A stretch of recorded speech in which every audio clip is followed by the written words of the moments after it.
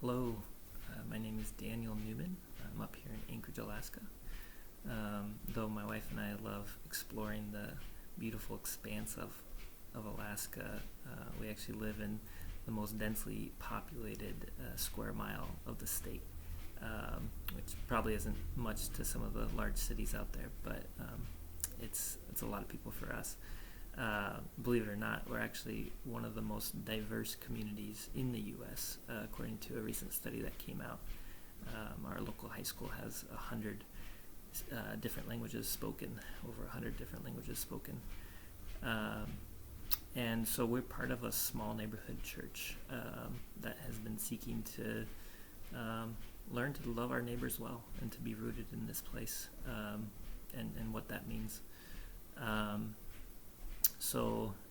I'm currently a cardiovascular perfusionist and work in open heart surgery. I've been in healthcare for the last 10 years. And I'm in the MDiv track, second year part-time student, and with a concentration in chaplaincy. My plan and hope is to pursue full-time work as a correctional facility chaplain, God willing, at the jail down the street from our house.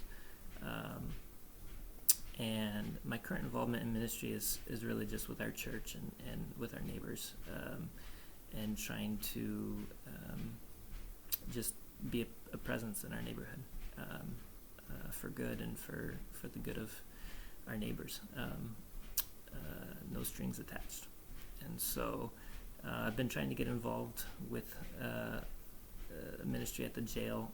That's been a little bit hard because I take 24/7 call 2 out of every 3 weeks, and so I can't take my phone into the jail, and so it's been a little bit hard to get in there on a consistent basis.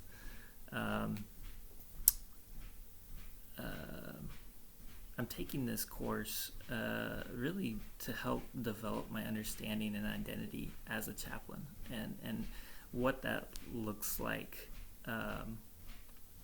in different contexts, and kind of to learn and gain tools to do that effectively, to be embody Christ and the ministry of presence well.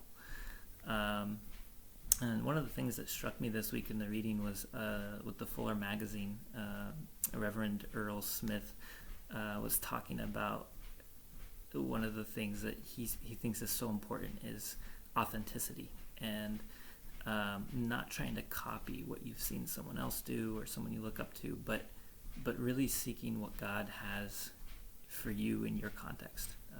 And so that kind of went along with what Dr. Young was talking about in his introduction with Macrina and Aquinas and Wesley, and how they were all theologians, but to their specific ministry and context, and how they really embodied that. And so I've just been thinking a lot about, okay, what does that look like for me if and what does God kind of have for me, I guess, moving forward. And one of the things that's a foundational theological, I guess, principle that I've been wrestling with, but also clinging to, is the vulnerability of God, and what it means to be in relationship with a God that